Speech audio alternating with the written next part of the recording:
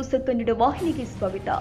ಯಾದಗಿರಿ ಜಿಲ್ಲೆಯಾದ್ಯಂತ ರಾತ್ರಿ ಸುರಿದ ಧಾರಾಕಾರ ಮಳೆಯಿಂದಾಗಿ ಸುರಿದ ಮಳೆಗೆ ಸೇತುವೆ ಜಲಾವೃತಿ, ಜನ ಜಾನುವಾರು ಪರದಾಡುವಂತಹ ಸ್ಥಿತಿ ನಿರ್ಮಾಣವಾಗಿದೆ ಮತ್ತು ಸೇತುವೆ ಹಳ್ಳ ಕೊಳ್ಳಗಳು ಮೇಲ್ದರ್ಜೆಗೆ ಏರಿಸಿ ರೈತರಿಗೆ ಬೆಳೆ ಪರಿಹಾರ ಕೊಡಬೇಕು ಅಂತ ಸಾಮಾಜಿಕ ಹೋರಾಟಗಾರ ಉಮೇಶ್ ಕೆ ಮುದ್ನಾಳ್ ಅವರು ಕೇಂದ್ರ ಮತ್ತು ರಾಜ್ಯ ಸರ್ಕಾರಕ್ಕೆ ಸೂಕ್ತ ಪರಿಹಾರ ಮತ್ತು ಮೂಲಭೂತ ಸೌಕರ್ಯಕ್ಕಾಗಿ ಆಗ್ರಹ ಮಾಡಿದ್ದಾರೆ.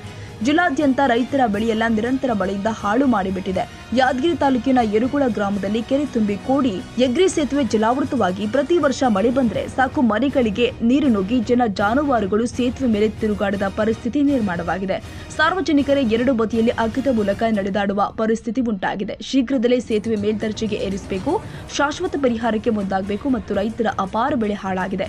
ರೈತರು ಪ್ರಮುಖ ಬೆಳೆಯಾದ ಹೆಸರು, ಹತ್ತಿ, ತೊಗರೆ ಬೆಳೆ ಕೆಂಪು ರೋಗ ತಿರುಗಿ ನಿಂತಿದೆ.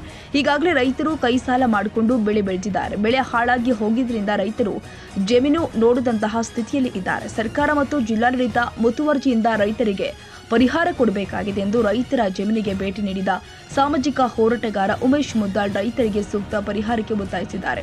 ಪ್ರತಿ ವರ್ಷ ಯರ್ಗುಳ ಗ್ರಾಮದ ದೊಡ್ಡ ಕೆರೆಯ ಕೆಳಭಾಗದಲ್ಲಿ ಮಳೆ ಬಂದರೆ ಸಾಕು ಸೇತುವೆ ಜಲಾವೃತವಾಗಿ ಸಾರ್ವಜನಿಕರ ಸಂಚಾರಕ್ಕೆ ಅಡೆತಡೆ ಉಂಟಾಗ್ತಾ ಇದ್ದು, ಅತಿ ಶೀಘ್ರದಲ್ಲೇ ಸೇತುವೆಯನ್ನ ಮೇಲ್ದರ್ಜೆಗೆ ಏರಿಸಿ ಹಳ್ಳ ಕೊಳ್ಳಗಳ ಹೂಳೆತ್ತಿ ಶಾಶ್ವತ ಪರಿಹಾರಕ್ಕೆ ಮುಂದಾಗಬೇಕಾಗಿದೆ.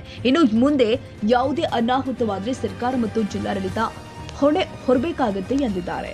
ಯಾದಗಿರಿ ತಾಲೂಕಿನ ಯರಗೋಳು ಗ್ರಾಮದಲ್ಲಿ ಸ್ವಲ್ಪ ಮಳೆ ಬಂದ್ರೆ ಸಾಕು ಪ್ರತಿ ವರ್ಷ ಏನಾದರೂ ಕೋಡೆಗಿರಿ ನೀರು ಹೋಗ್ತಕ್ಕಂಥ ಪರಿಸ್ಥಿತಿ ಅದ. ಅಷ್ಟಕ್ಕೆ ಈ ಕಡೆ ಯಾರು ತಿರುಗಾಡಲಾರ್ದ ಪರಿಸ್ಥಿತಿ ನಿರ್ಮಾಣ. ಈ ಸೇತುವೆ ತಾಣಗಳಿಗೆ ಸಂಪರ್ಕ ಇರ್ತಕ್ಕಂಥದ್ದು, ಜನರಿಗೆ ಹೋಗ್ಲಿಕ್ಕಾಗಲಿ, ದನ ಕರುಗಳು ಹೋಗ್ಲಿಕ್ಕೆ ತೊಂದರೆ ಆಗಲಿ, ಕರು ಹರ್ಕೊಂಡು ಹೋಗ್ತಕ್ಕಂಥ ಪರಿಸ್ಥಿತಿ ಆಗಿತ್ತು.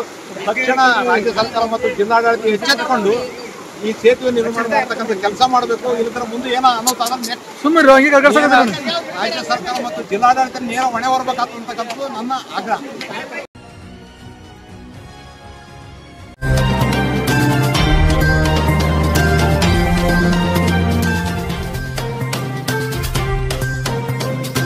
ತಾಜಾ ಸುದ್ದಿಗಾಗಿ ಎಂಟಿವಿ ನ್ಯೂಸ್ 24x7ಗೆ ಸಬ್ಸ್ಕ್ರೈಬ್ ಮಾಡಿ ಮತ್ತು ಬೆಲ್ ಐಕಾನ್ ಅನ್ನು ಒತ್ತಿ. ತಪ್ಪದೇ ಲಿಂಕ್ ಶೇರ್ ಮಾಡಿ.